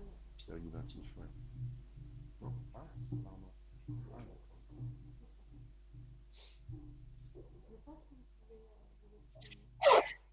Oui, bonsoir à tous. Merci de me donner la parole. Astrid Achevouk, je travaille au pôle sciences ouvertes de l'INSHS, donc je fais partie des personnes dans les bureaux, mais je tenais à rassurer l'un des interlocuteurs. Je salue. Exercer dans l'édition et je sais exactement ce que c'est que travailler aux côtés d'une revue. Concernant les ETP, je voulais apporter une petite précision par rapport à ce que disait Nathalie. Nous, on raisonne essentiellement en fait maintenant en termes de charge de travail, de quotité et surtout de calibrage autour d'une revue plus qu'en termes de TPT. Voilà, on évalue essentiellement cette charge, ce calibrage, ce nombre de signes. Voilà, ce sont des choses qui sont bien plus matriciel pour nous que affecter un temps, un demi-temps, voilà, faire une sorte de moule à tarte dans lequel on mettrait 2 revues un peu mal ficelées. Voilà, je tenais à apporter cette précision parce qu'elle me semble très importante quand on parle de temps de travail d'IT, sachant que nous, à l'INSHS du CNRS, c'est à peu près 60 IT qu'on met quand même à disposition de l'édition sur le dispositif national. Et pour répondre en partie aussi à une question que vous posiez tout à l'heure, il y a entre 1600 et 2000 revues de SHS sur l'Hexagone, ce qui laisse entrevoir en fait des besoins en édition abyssaux. Voilà, merci de m'avoir donné la parole. Et on pourrait continuer la conversation d'ailleurs sur le... Bon. Non, mais c'est très précieux. Ce que vous nous apportez comme information est très utile. Mais effectivement, on est très tenté d'en savoir un peu plus sur la façon dont vous comptabilisez justement cette charge de travail en fait. Mais bon, ce serait beaucoup trop compliqué à exposer sans doute ici. Mais en tout cas, si je puis me permettre, sans doute que cette information-là n'est pas véritablement restituée aux revues qui remplissent les dossiers de demande de subvention. Enfin, il me semble, mais peut-être je me trompe, mais je n'ai pas le sentiment qu'on ait, quand on fait ce dossier de demande de subvention, qu'on ait une parfaite information quant aux critères qui nous seront opposés. Voilà. Mais je veux pas non plus transformer cette discussion en une question. Oui, si je peux juste répondre extrêmement rapidement, parce que les subventions en fait sont indépendantes des demandes de poste. Comme vous le savez, les demandes de poste sont effectuées par des unités dans le cadre de la demande dialogue. Donc en fait, avoir une subvention de l'INSHS, c'est bien distinct d'avoir un poste. Voilà, je crois que ce sont des précisions qu'on n'a pas fini de donner et je vous remercie de le souligner parce que ce sont deux processus de soutien bien distincts. Vous avez raison. Merci beaucoup. Ce qui me frappe quand même, c'est que ce travail éditorial, il est fait au niveau de chaque revue et qu'il n'y a pas de mise en commun en fait des ressources. Est-ce que c'est alors j'ai pas d'expérience moi d'édition de revues, donc je suis tout à fait naïve dans ma question. Est-ce qu'il y aurait moyen de mettre en commun des ressources pour que ça fasse levier à la production de revues? En tout cas, c'est un processus collaboratif. Moi, je vois pour Open Edition, les outils qui sont utilisés, ils sont partagés par un peu tous les acteurs de la chaîne. Donc, eux-mêmes ont des temps quand même d'échange, de bonnes pratiques. Donc, il n'y a pas effectivement de mutualisation des moyens, mais il y a une mutualisation des pratiques faites par, en particulier, ces différentes plateformes d'édition. Je ne sais pas comment ça se passe à Cairns, s'il y a l'existence de cela, mais c'est quand même un moyen où chacun n'est pas tout seul de son côté. Il y a des véritables réseaux, mais je ne veux pas parler pour vous, mais vous avez des réseaux, de ce que j'ai compris, dans lesquels quand même, et les outils sont des outils communs aussi. Donc c'est pas un travail isolé à proprement parler, mais après c'est vrai qu'il y a des personnels dans chaque revue. Est-ce qu'il y a encore des questions dans la salle? Oui, donc je voulais reprendre une formule que Pierre, enfin un fait sur lequel Pierre a insisté tout à l'heure, qui est la dynamique de ce changement qui est en cours vers, en effet, une circulation infiniment plus facile de tout ce qu'on produit, mais en même temps une transformation complète de nos modèles de production intellectuelle, une multiplication des supports possibles. Et dans ce contexte, ce que je voulais dire à propos de la motivation à publier Sciences ouvertes, la première chose que je voulais dire, c'était que ce que chaque chercheuse, chaque chercheur décide de faire en termes de publication contribue à ces évolutions. Donc, sachez que quand vous décidez de publier en sciences ouvertes, ou de mettre quelque chose en ligne en sciences ouvertes par un autre procédé qu'une publication, vous participez à un mouvement de transformation de la science. Bon, ça peut être plus ou moins motivant de le savoir, mais je le rappelle. Au milieu de cette transformation, en ce qui me concerne, et je ne suis pas le seul dans cette salle, je suis convaincu que un outil doit être maintenu, ce sont les revues. On a maintenant à peu près un demi-millénaire d'expérience de leur potentiel en termes de consolidation de communauté de travail intellectuel, de cumulativité du travail intellectuel, de structuration thématique. On ne devrait jamais perdre cet outil, mais il s'ajoute à d'autres. Et là, maintenant, troisième point, les MSH au milieu de tout ça, puisque je suis là à cause des MSH, mais après ce que vient de dire Astrid, je crois que c'est important, je nous vois deux rôles. D'une part, on n'est pas trop mal placé, surtout quand on coopère avec la Diviso dans le cadre de l'Université Paris-Saclay, pour participer à ce que cette évolution a d'effervescent, de possibilités d'innover dans les publications, des choses au fil de l'eau, des choses adossées à des données, des blogs, des encyclopédies qui se modifient au jour le jour. Nous avons des outils par lesquels donner réalité à ce genre de nouveaux projets. Espérons qu'on arrivera à contribuer à ça. Et à côté de ça, nous avons une responsabilité dans la poursuite de l'outil revue. Et là, je voudrais dire ceci, c'est que, bien entendu, j'ai un peu trop insisté là-dessus tout à l'heure dans la première table ronde, et parce que c'est notre mission, nous sommes là pour relayer les politiques de nos tutelles en matière de sciences ouvertes. Mais nous sommes aussi là, et la séance d'aujourd'hui est un moment tout à fait précieux pour moi dans cet autre exercice, pour faire remonter des revues vers les tutelles, leurs expériences, leurs appréciations, pour que, entre tous, nous puissions apprécier à quelles conditions maintenir les conditions de fonctionnement de revues, quelle disponibilité de personnel, quelle disponibilité de temps de la part des chercheurs, quelles conditions pour une vraie autonomie scientifique des revues. Ça, à un certain niveau, ça doit être apprécié par des gens qui sont dans le travail de production des revues, et ça doit être apprécié au contact de ceux qui financent ces revues, de ceux qui doivent prendre des décisions à l'échelle nationale, et nous devrions, comme MSH, être un des lieux où ces deux niveaux se rencontrent. Et c'est comme ça qu'on pourra, dans des pays, peut-être ici en France, arriver à terme à un modèle viable de science ouverte, avec de la science, comme tu le disais tout à l'heure, avec cette autonomie qui se produise en science ouverte. Merci bien. Et je crois que le dernier défi, ça va être aussi d'articuler l'édition classique, qui a son rôle, et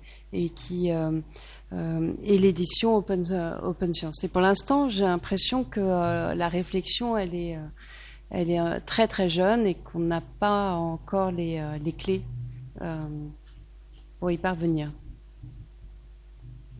J'ajouterais un avantage pour les chercheurs à l'existence du DOI, c'est que maintenant, quand notre article est en ligne, ça permet d'avoir un lien pérenne, et donc dans nos citations bibliographiques, ça facilite la vie de cliquer et d'avoir l'article qui apparaît. C'est quand même fantastique. Donc nous-mêmes, quand on écrit les articles, c'est bien de penser à mettre dans nos références bibliographiques le DOI en lien, ou un lien avec le DOI, parce que c'est le principe de la science aussi, c'est ça, c'est l'accès aux ressources utilisées par les autres pour les vérifier, les confronter, les relire, enrichir soi-même. Et donc, bibliographiquement parlant, pour un chercheur, c'est aussi génial quand il y a un DOI de pouvoir avoir accès à la ressource immédiatement.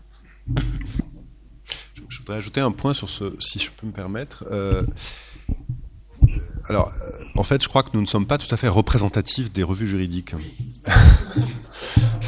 Je voulais commencer par ça tout à l'heure, mais je voulais pas prendre trop de temps. Mais parce qu'effectivement, Clio Athémis comme Droit et Société ont des DOI. Je crois pas que la revue de la Sorbonne l'ait.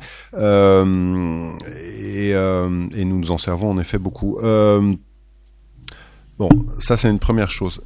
Mais je voudrais, comme vous l'avez compris que je suis un type désagréable, je voudrais ajouter un petit mot concernant le DOI et le lien avec ORCID. Et je suis frappé par le fait que non seulement donc les revues juridiques n'ont pas de DOI, certes, mais par ailleurs la communication entre HAL et ORCID est très mauvaise. De sorte qu'on peut, quand on a un numéro ORCID, alors je ne sais pas du tout ce que veut dire ORCID, j'imagine que c'est Open Research, voilà, c'est ça, machin. Donc moi, je travaille beaucoup avec des étrangers qui m'ont demandé depuis très longtemps un numéro ORCID, ce que j'ai créé. Grâce à quelques articles qu'il a pu m'arriver d'écrire, j'ai eu un numéro DOI pour ces articles, et donc ORCID a intégré tout de suite les articles. Mais des choses que j'avais versées sur HAL, qui n'avaient pas de DOI parce que c'est des communications, des chapitres d'ouvrages, des choses comme ça, peuvent être versés dans ORCID, mais les champs ne correspondent pas, ce qui fait qu'on a des choses complètement absurdes. Et vous avez voilà l'avis d'un chercheur. Moi, on me demande parfois de justifier de mes publications sur les 20 dernières années. Pour faire partie de tel ou tel comité. Non, mais l'absurdistan est très largement généralisé, donc il n'y a pas de problème. Et donc, je leur ai dit que moi, j'avais pas tout à fait le temps de faire la liste de depuis 20 ans, mais comme je suis très vaniteux, tout est en ligne quelque part, ça se trouve. Sauf que ça se trouve, c'est vrai, on peut verser de HAL dans ORCID, mais le versement est absurde parce que si vous avez fait un résumé en anglais, alors l'article devient en anglais, les champs correspondent pas en fait. Et donc ça, c'est à mon sens, à titre personnel, j'ose dire ça, peut-être je vais dire encore une énormité, mais j'ai l'impression que il n'y a pas eu d'articulation entre, il n'y a pas d'articulation ou de communication entre les différents systèmes de référencement. Et c'est très frustrant pour un chercheur de devoir en fait reprendre une grande partie du travail qu'il a déjà lui-même pourtant effectué. Ça, c'est vrai que c'est un problème de la multiplication des plateformes d'archives ouvertes, parce que on nous demande pour un financement européen d'avoir un ORCID, un ORCID, un ORCID, on dit, je ne sais pas comment. Donc il faut le créer, mais avant on avait notre HAL et effectivement l'interopérabilité pose parfois problème. Et moi je vois mon université, pour des très bonnes raisons, a développé aussi son propre système d'archives institutionnelles. Donc il faut déposer dans le système institutionnel qui verse dans HAL, et du versement dans HAL, je verse dans ORCID. Parce que il faut passer d'abord par... À chaque versement, évidemment, il va y avoir forcément des petits... Même s'ils sont faits, parce que nous, par exemple, l'archive institutionnelle de l'Université de Bordeaux, elle a été créée pour être interopérable avec HAL, mais il y a forcément toujours des petites choses. Et puis en plus, nous, les juristes, on ennuie énormément les responsables de la documentation, parce qu'on a des types de publications qui n'existent, et encore, moi je suis historien du droit, donc c'est plus simple, je fais pas de notes d'arrêt, ce genre de choses, mais qui n'existent nulle part ailleurs. Et donc, ça renforce les bugs entre... Et ça, c'est vrai que c'est quand même un gros problème. Et c'est une perte de temps immense, même si, heureusement, encore une fois, nous, on a l'aide des services. Mais... Et en présentant, peut-être.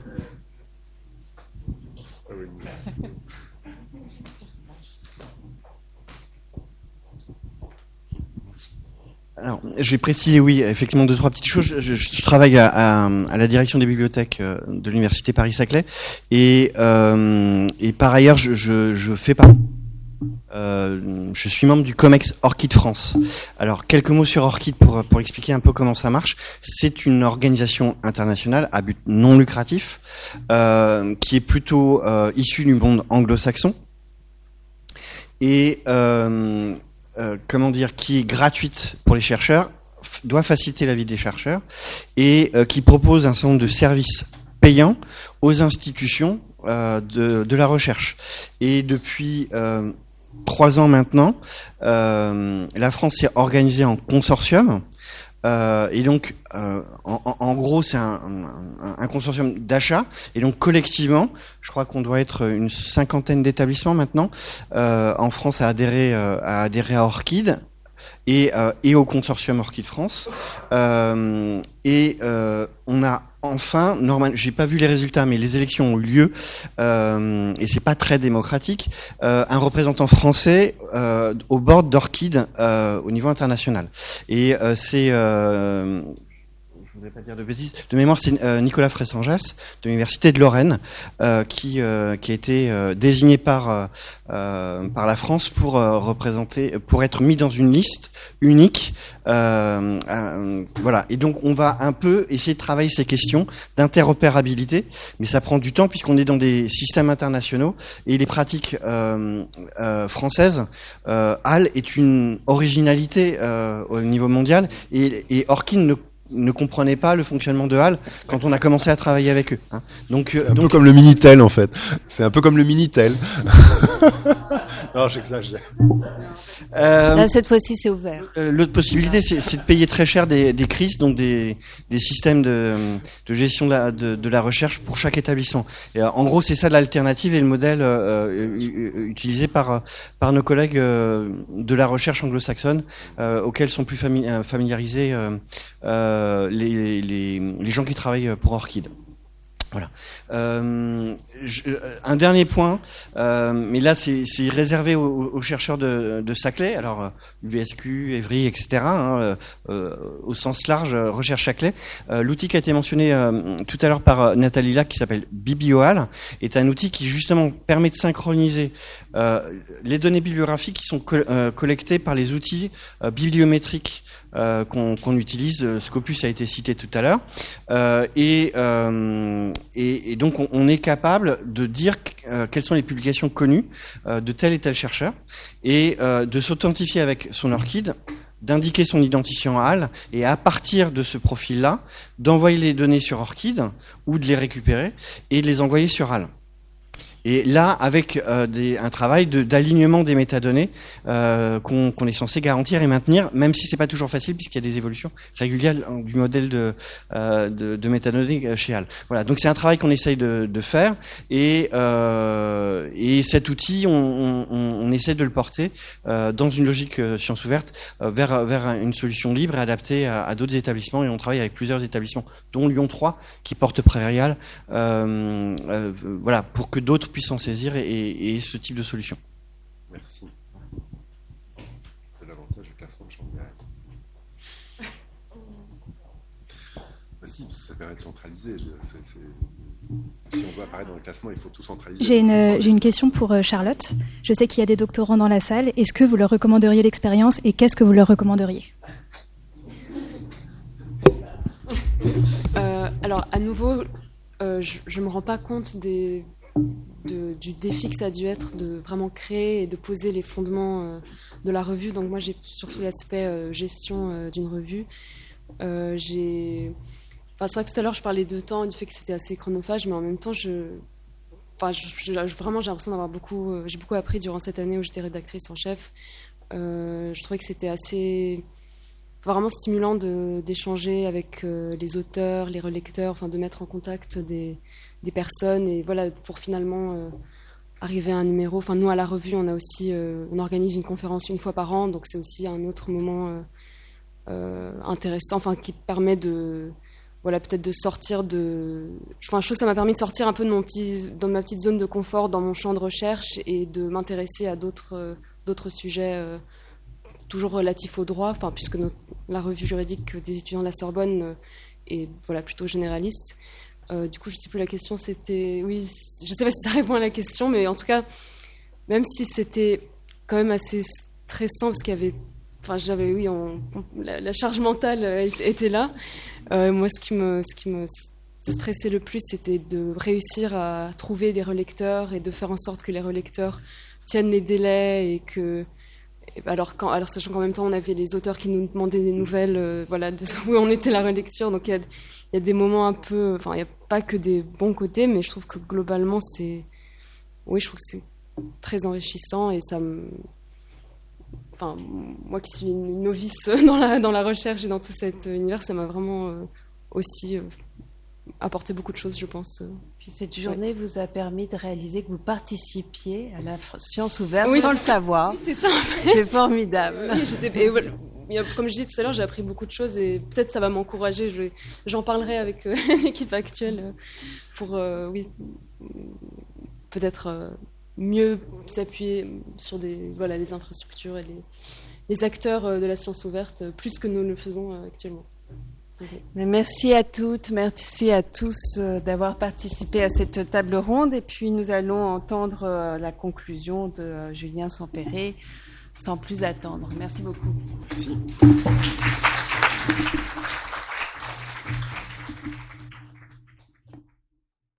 D'avoir encore un peu de captatio benevolentia et de l'audience sur place et à distance, et surtout d'arriver à dire des choses pertinentes après une après-midi aussi riche. Peut-être ce qu'on peut noter, c'est que tout le monde part d'une bonne intention. Je dirais alors pour ma part, j'assure plutôt des fonctions dites soutien. Donc comment accompagner et mettre les conditions pour que les chercheuses et les chercheurs puissent faire ce fameux tournant de la science ouverte. Et on s'est rendu compte déjà de ce point de vue-là que on a beaucoup de bonnes intentions. Il y a l'émergence de certains services qu'on identifie même à l'échelle nationale. Voilà, Prairial, porté plutôt par un établissement, Open Edition par une structure nationale, et on voit bien que quand une revue émerge ou est en situation de crise finalement, au sens capacité à pérenniser sa diffusion, capacité à avoir une plateforme pour faire le peer reviewing et être diffusée, eh bien elle se tourne vers ces solutions, et donc il faut que nous, en tant que fonction soutien, nous tenions prêts à offrir ces services et que nous soyons assez clairs pour les offrir. Ce qui, pour ma part, m'a marqué, c'est HAL a fêté ses 20 ans l'année dernière, et encore aujourd'hui, on maîtrise mal ce que permet de faire HAL, à entendre les uns les autres, et ce qui s'est vécu cet après-midi se vit à chaque fois que nous échangeons, y compris entre nous-mêmes. On n'est jamais d'accord sur ce que permet HAL ou ne permet pas HAL, ce qu'on a le droit d'y mettre ou pas y mettre, et finalement il y a tout un enjeu de risque. Par exemple, un bibliothécaire répond non, vous ne pouvez pas mettre, je ne modère pas parce que c'est la version mise en ligne éditeur et vous n'avez pas l'autorisation. N'importe quel chercheur mettrait oui, j'ai l'autorisation parce qu'en fait voilà, et quand bien même en tant que bibliothécaire on mettrait sur HAL la version en comment dire, en prenant le risque que vous n'ayez pas vraiment l'autorisation, personne ne viendrait nous embêter. Et l'éditeur, aucun éditeur n'est venu attaquer qui que ce soit parce qu'il mettait une version en version éditée sur HAL. Donc on a aussi il y a un enjeu de faire sauter un peu ces digues et cette gestion du risque aussi pour permettre sans doute une meilleure diffusion, et que les chercheurs et chercheuses n'aient pas le sentiment d'être toujours entravés quand ils prennent la peine d'aller vers un peu plus d'ouverture. Après, et ça a été dit je crois dans les commentaires en ligne, quand une revue fonctionne et qu'historiquement elle a des liens forts avec un éditeur qui n'est pas forcément encore science ouverte, peut-être que la meilleure chose à faire, c'est en interne faire en sorte que cet éditeur évolue sur son modèle économique, mettre plus de métadonnées à disposition, ce qui a été dit aussi sur Dalloz, la capacité à mettre déjà des notices pour qu'au moins ce soit repérable, etc. C'est des premiers pas, et finalement quand une revue est saine et fonctionne bien, et que on peut pas dire que le droit soit une discipline où il y a des exagérations économiques comme on peut les observer dans d'autres disciplines, peut-être que le temps viendra sur le temps long pour cette revue de faire sa mue et d'être accompagnée, voilà. Et moi je comprends un attachement qu'on peut avoir à Cairn et par rapport à une revue qui fonctionne bien et qui a une dimension artisanale et un modèle économique qui ne permet pas un enrichissement personnel démentiel. Je fais confiance à ce qui a été annoncé, et on peut considérer dans ces cas-là que cette double vie avec d'ailleurs une même personne peut très bien historiquement reprendre une revue qui était chez Cairn et puis par ailleurs développer une revue avec Prairial en étant dans plusieurs comités éditoriaux. Donc on voit bien que ce n'est pas faire preuve de schizophrénie, c'est simplement inscrire les choses dans le temps. Moi je suis admiratif d'une revue qui a déjà des choses jusqu'en 2026, sachant que certaines peinent à éditer leur numéro de 2018, et on voit bien ce qui compte aussi, cette capacité, cette efficacité dans l'accompagnement quand des chercheurs, des chercheuses lancent un nouveau projet, de se dire j'ai l'environnement qu'il faut pour faire de la science ouverte. Nous avons une responsabilité aussi dans l'économie de ces revues pour que ça ne soit pas un sujet en fait. Et donc là, peut-être que pour le droit, les APC ne sont pas une logique qui s'applique au droit. On est plus sur une logique dite diamant, si j'ose dire, à savoir il y a un financement, il y a de l'apport humain de la part de structures institutionnelles universitaires, et ça permet, on le voit, de préserver ce bien. Je retiens ce que Pierre disait. Quasiment semi-millénaire désormais, qui est la revue, ce matériau. Et ce qui est peut-être marquant dans cette demi-journée, c'est qu'on a évoqué quasi essentiellement que la revue, en fait, comme l'enjeu de l'accès ouvert autour de la revue. Le droit se pose moins la question actuellement de ce qui se pose dans d'autres domaines, qui est celui de la donnée. Pierre l'a évoqué. Il y a de gros projets de recherche autour de la donnée. Pourquoi ? Parce que votre matériau, il est vivant, vous l'avez tous souligné, mais il appartient déjà à de la donnée disponible, souvent des archives, des bibliothèques numériques qui est accessible. Donc on a plutôt un enjeu d'accessibilité qui a été souligné, l'accessibilité de la source, et la revue et l'article ou le droit positif étant une source vivante et à laquelle il faut pouvoir accéder. Donc on se rend compte qu'un des enjeux là aussi dans notre rapport, aussi bien des éditeurs, parce que là il y a quand même une complémentarité forte, que des bibliothécaires, des professionnels qui accompagnent les revues, c'est vraiment améliorer la disponibilité de métadonnées. On vient d'évoquer les DOI, les ORCID, etc. Identifier les auteurs, identifier les thèmes. Et il y a beaucoup de travail à faire aussi sans doute sur tout ce qui est fouille de données autour des différents corpus existants. Je me permettrai une remarque. Il a été et là aussi c'est typiquement l'image de la capacité, de notre capacité à avoir un travail de qualité pour les chercheurs. La comparaison, l'opposition qui a été faite entre je cherche sur le web, je cherche dans un catalogue que vous faisiez tout à l'heure. Eh bien normalement, si en tant que bibliothécaire nous faisons bien notre travail, vous chercherez sur le web, mais vous tomberez sur des données qui ont été mises en lumière par ou des éditeurs ou des bibliothécaires qui déploient des méthodologies qui permettent que sur Google les premiers articles soient ceux ou les premières données soient celles qui ont été travaillées par des professionnels de l'information. Et on voit bien que c'est à travers un de ces enjeux, accessibilité, pérennité, partage, finalement c'est les fameuses données FAIR qui sont bien connues pour les données qu'on retrouve là sur des enjeux autour des revues qui font que vous allez ce qui m'a marqué cet après-midi, c'est ce qui font que vous allez agir en fait pour ou créer une revue ou la changer d'environnement ou lui donner envie de la pérenniser et de la faire vivre.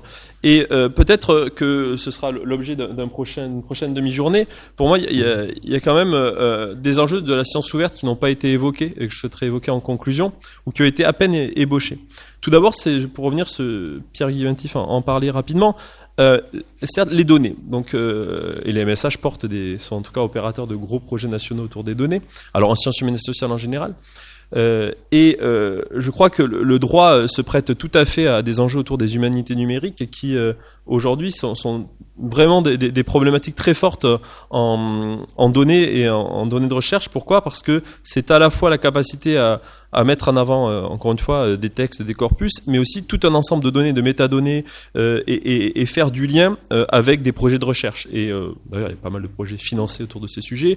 Les plans nationaux qui ont été évoqués en sciences ouvertes financent non seulement des enjeux autour de plateformes, de revues, etc., mais aussi des projets d'humanité numérique. Et surtout, c'est ce qui va permettre davantage de transversalité, puisque ce qu'on n'a pas évoqué comme une des grandes qualités de la science ouverte, c'est quand même la possibilité de croiser des disciplines entre elles. Donc le droit a certes des particularités éditoriales, mais on n'a sans doute pas suffisamment insisté sur le fait qu'en ouvrant davantage l'information, les données, les revues, c'est aussi une capacité d'autres disciplines de s'emparer de ça et de nourrir la réflexion, puisque aujourd'hui, on voit bien que le droit vient traverser énormément de disciplines. Alors dans notre environnement universitaire, Paris-Saclay, mais ce n'est pas le seul. Toutes les universités, établissements expérimentaux sur ces logiques de comprehensive university, c'est-à-dire cette capacité à embrasser l'ensemble des champs disciplinaires, les structurations en graduate school, les objets interdisciplinaires. On voit bien qu'il y a tout un enjeu, non seulement des financements provenant de l'État, mais dans la structuration même de la recherche au sein des universités. Cette importance de venir aujourd'hui croiser, le véhicule autonome pose plein de questions autour du droit. L'intelligence artificielle pose plein de questions autour du droit. Et je crois que dans cette faculté Jean Monnet, on en sait quelque chose. Donc il y a un vrai enjeu là d'exposer ces données à partir de plateformes ouvertes, etc. Alors soit pluridisciplinaires telles que HAL, soit qui sont plus dans le domaine SHS telles que Open Edition, mais surtout qu'elles soient connectées à d'autres types de plateformes, d'autres types de données, pour que des chercheurs en physique viennent vous poser des questions sur des sujets que vous menez en droit ou des chercheurs en biologie. Et c'est vrai que là il y a tout un enjeu peut-être très fort qui serait sans doute intéressant d'adresser dans un colloque entre plusieurs graduate schools, par exemple, et la science ouverte. Mais je pense que sur les logiciels et les codes ouverts, il y a aussi des enjeux tels que ceux-ci.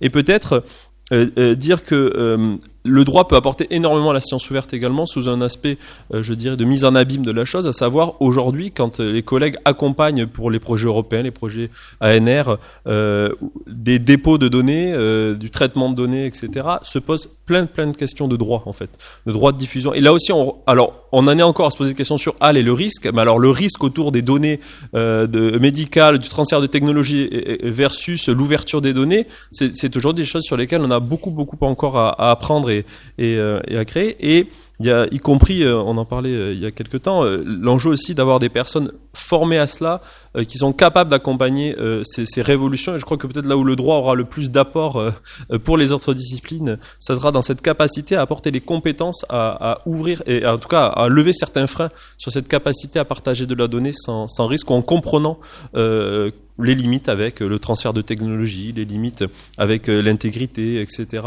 Et là, on a aussi un vrai champ d'études et de travail qui peut se traduire intellectuellement, mais également sur le terrain, une vraie nécessité de compétences sur ces domaines. Donc, je crois vraiment que sous tous ces angles-là méritent d'autres débats et échanges, je pense, très, très intéressants. Et on voit bien qu'il y a un environnement... je trouve, puisque Angélique appelait de ses voeux du positif pour cette demi-journée, je crois voilà, on a tous, encore une fois, une revue où des acteurs peuvent avoir un certain historique, etc., qui fait que, pour des bonnes raisons, ils ont déployé certaines choses et pas encore dans d'autres situations, mais il y a cette conscience collective et le droit n'est pas la discipline où finalement, alors que dès le début de cette demi-journée, il a été dit, on sait qu'en droit on part de loin, etc. Peut-être pas tant que ça, en fait, par rapport à d'autres environnements scientifiques, ou sur l'évaluation des chercheurs, sur justement le fait que ce soit quelque chose qui soit très vernaculaire, fait que ça apparaît moins dans des standards internationaux, des classements, etc., qu'il faut qu'il y ait moins de pression peut-être sur ces disciplines pour faire leur mue, et moins d'enjeux économiques que dans d'autres disciplines où les majors de l'édition scientifique que sont Elsevier, Springer, Wiley, en fait... certes, font de la science ouverte, mais à quel prix? C'est-à-dire que la science ouverte aujourd'hui, dans ces dynamiques-là, dans ces domaines-là, nous coûte bien plus cher que la manière dont nous achetions traditionnellement et faisions de l'édition. Donc, il ne faut pas être là aussi naïf. Donc, peut-être que le droit a une chance, a une épingle à tirer de ce jeu et de cet environnement. Voilà, pour ma part, ce que j'ai retenu de cet après-midi, et j'en profite pour encore une fois souligner la qualité des échanges et du travail des collègues. C'était très intéressant, et je pense que l'auditoire en ligne comme en salle partage ce sentiment. Merci à toutes et à tous, et bonne fin de journée.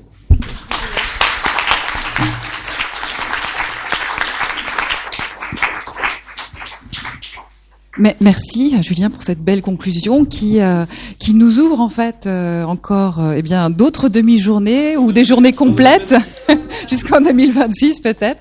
En tout cas d'autres thématiques qui pourront être évoquées à l'occasion d'autres rencontres.